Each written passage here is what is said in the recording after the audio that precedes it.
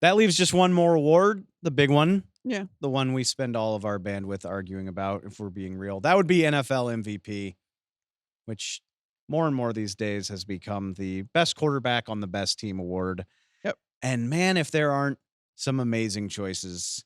So without further ado, if you could throw up our candidates, take a look at them. And wouldn't you know, Yeah. it's 4 of the best quarterbacks on 4 of the best teams.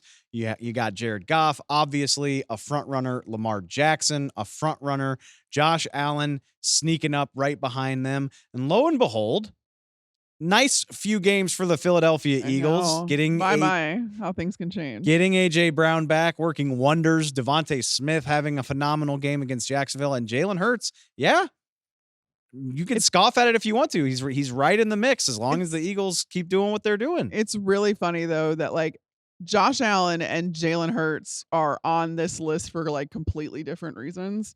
Like Expound. I will expound.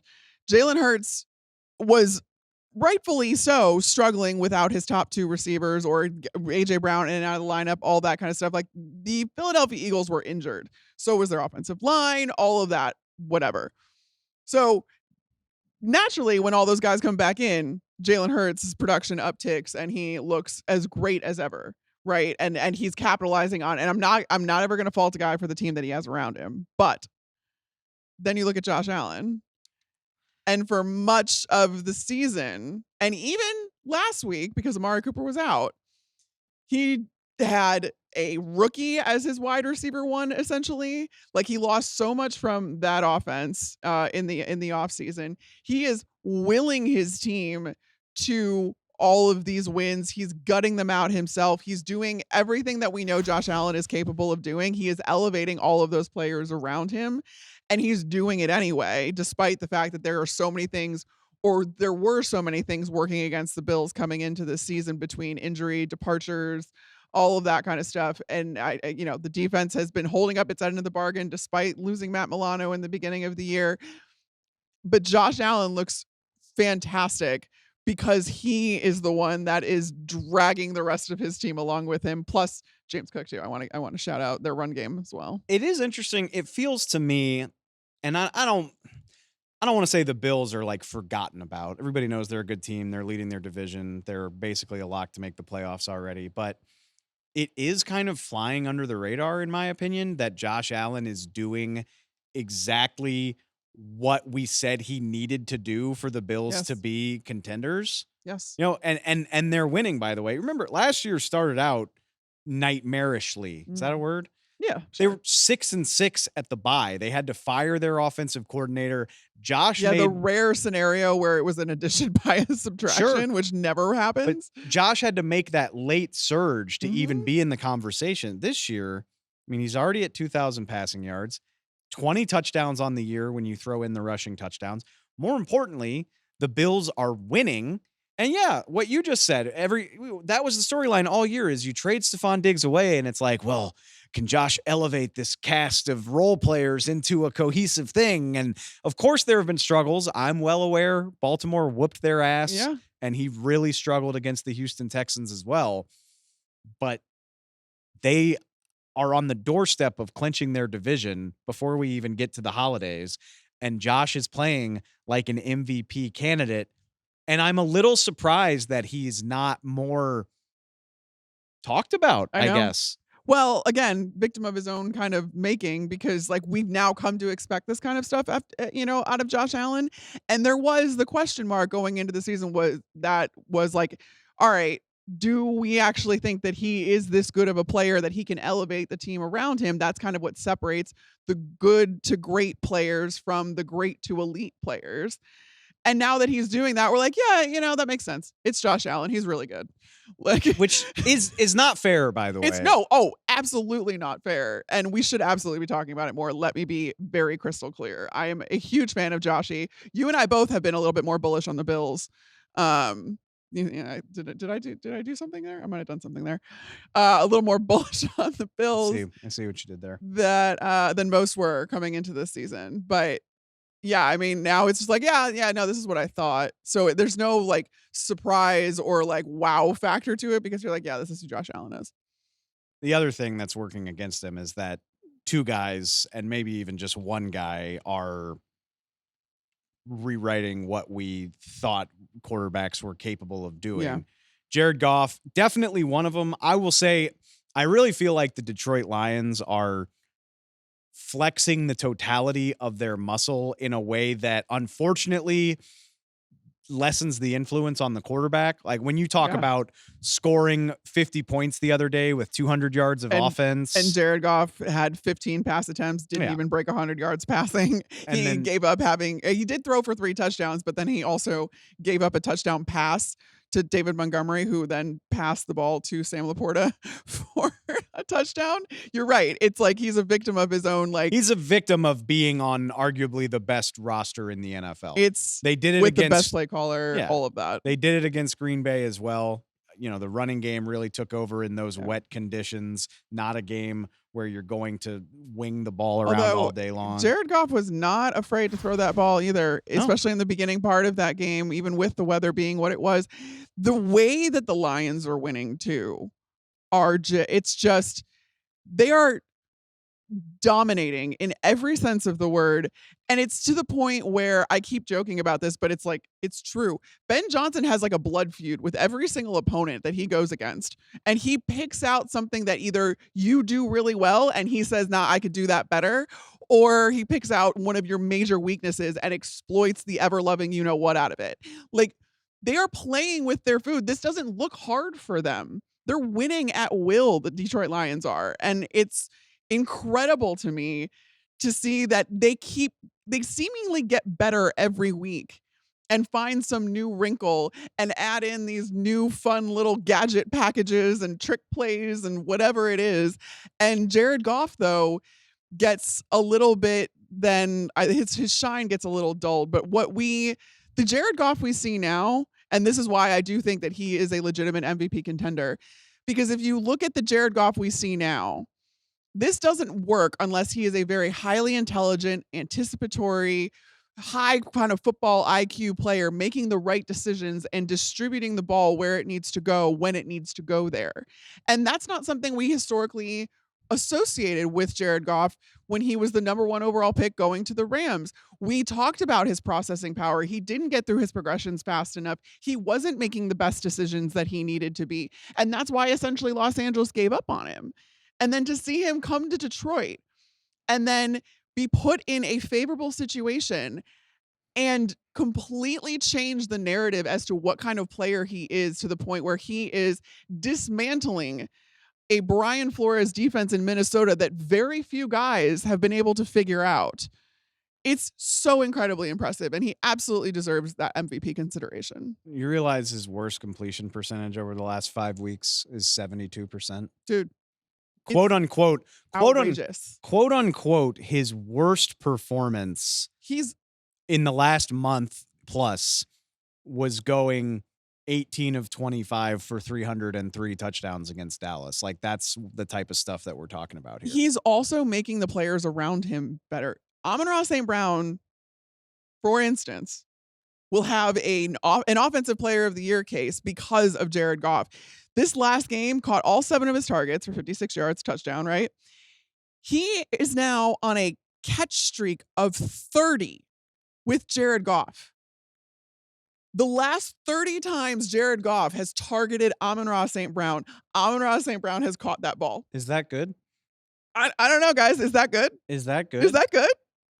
It's unreal. The chances of St. Brown catching, this is from NGS, catching all 30 of those targets in a row based on the difficulty of each pass is just 1 in 780,000.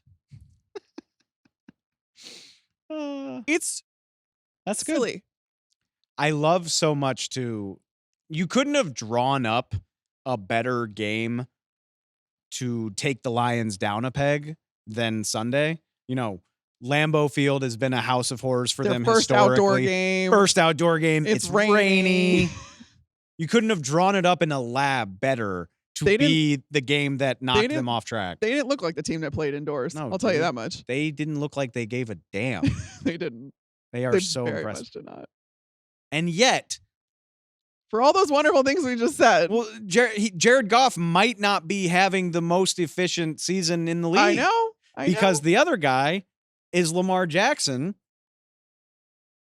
who, much like his teammate Derrick Henry, I don't even know where to start. I mean, the raw numbers are incredible. 2,300 yards already. He's on pace to shatter his yardage total. Remember, for everything Lamar's accomplished, 2-time MVP, never had a 4,000 yard season. On pace to shatter that. He's on pace with 20 touchdowns, 20 passing touchdowns already. He's on pace to have his career high for passing touchdowns. He could get to 40 with the right breaks. That's not out of the realm of possibility. Sunday against Denver, he posted a perfect passer rating. You know, he is now tied with Ben Roethlisberger for the most ever. He's been above 100 passer rating in 7 out of his 9 games this year. He's been at 120 or better in more than half of his games. 5 games this year where he's completed 70% or better. So hasn't had like the 100% game like Jared Goff, but those numbers are right there on pace. He's had multiple touchdowns in 6 of Baltimore's 9 games this year. You want me to keep going? Well, I've got my own. Can I get a word in about why Lamar Jackson is absolutely insane? No, it's the way that he's doing things, because you mentioned, yes, Jared Goff has been on this complete, like he's on target. He is so efficient because of his completion percentage. But you've also mentioned that Lamar Jackson has a phenomenal completion percentage, but he's taking care of the football. He has only had 4 turnover-worthy plays according to PFF this year, right? Which is the second lowest turnover-worthy throw percentage rate at 1.3% behind just Joe Burrow, by the way. But he's doing this and taking care of the football, all while he leads the league in passing yards per attempt at 8.8. He has the 4th most scrambles of any quarterback. And so it's not as if he's playing this dink and dunk kind of game where he's just going down the field. He is pushing the ball down the field. He is throwing on the run. He has all of this incredible passing production, but while also just being so incredibly accurate and efficient and not putting his offense or his defense, for that matter, in any sort of precarious situations. It's really incredible. And then to add on to this, to add more context to how good Lamar Jackson is, you look at the pieces around him. And yes, we talked about Derrick Henry potentially getting Offensive Player of the Year. And that is what thing. But we're going to talk more about that. We are. But Lamar and Derrick, for that matter, are doing this with a good, solid offensive line, but nothing great. They lost 3 starters off of last year's team. Lost 3 starters. They are 15th in the league in PFF grade, 14th in run blocking grade. And yet between Derrick Henry and Lamar, it's an incredible feat, because you think about Jared Goff, who is behind one of, if not the best offensive line in football, and how important what Detroit does, or how important that offensive line is to what Detroit does. The same could be said that this Ravens offense doesn't go without an offensive line that is good to great to elite.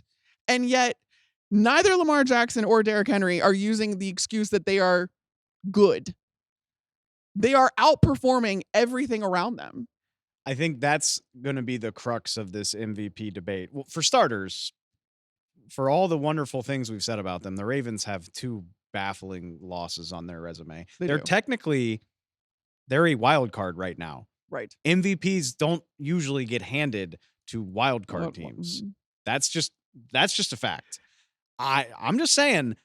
No, you're right. Baltimore has 2 mystifying losses on its resume. And that does matter when you get to the end of the year and you're trying to split hairs in resumes like Jared Goff's and Josh Allen's and Lamar Jackson. So that's number 1. It gets more confusing by the week that they lost to Vegas in particular. I can't fathom that. On top of that, you're going to have to decide, you listening, you watching, and everybody, like how you feel about Derrick Henry's impact on the Ravens. Obviously, having that threat in the run game makes this whole thing go, in my opinion. Not obviously Lamar could win an MVP without Derrick Henry. He's already done it. But just how explosive they are in the passing game, how much it opens everything up for him over the middle of the field. That's a key factor. But to your point, Jared Goff has all of that around him, that incredible play caller in Detroit. So all of these guys have something you can point to and say, but what about that? They're not single-handedly doing, except for, I guess, Josh Allen. If you're looking for the quarterback who's doing the most with the With least, the least, it's Josh Allen. I'm going to just keep steadily beating the drum for Josh Allen. Fair. But halfway through the season, even with the weird losses, I mean, the Ravens still lead the league. Their offense still leads the league in yards per play, rushing yards per play, passing yards per play, first downs per game, red zone percentage. They're averaging the second most points behind the Detroit Lions. And that is exactly why I have no problem saying Lamar is your midseason MVP. Derrick Henry is your midseason offensive player of the year. I think both things are possible. And it speaks to how silly this team has been. And to your point, they did it despite some attrition on their offense. They had to overcome that. I'll admit it. I was worried about them heading into the year because it felt like a lot to lose. Yeah. Not so much. No. They are No. incredible. I'll say it one more time. They got some stuff to clean up because they should be 7-1, really. And they are, or excuse me, no, they should be 8-1. The 17 game set schedule throws me off every time. It really does. They should be. Bye weeks are a little bit like, there's a lot of teams that have them early, and it's They should be 8-1. They're 6-3 instead. That type of stuff matters when you're splitting hairs in the MVP race. But Lamar Jackson, just absolutely incredible start to this season, and it's easy for me to believe he repeats as MVP if he keeps this up. All right, that is our awards ballot. We would love to hear from you. I said it at the top. I'll say it again. Fan voting is open on our YouTube channel. So head over to the NFL on Fox YouTube channel. You can vote on all these categories. Let us know what we got right, what we got wrong. We'll see how the second half of the season goes. Next time we do this, we should actually just know the award winners.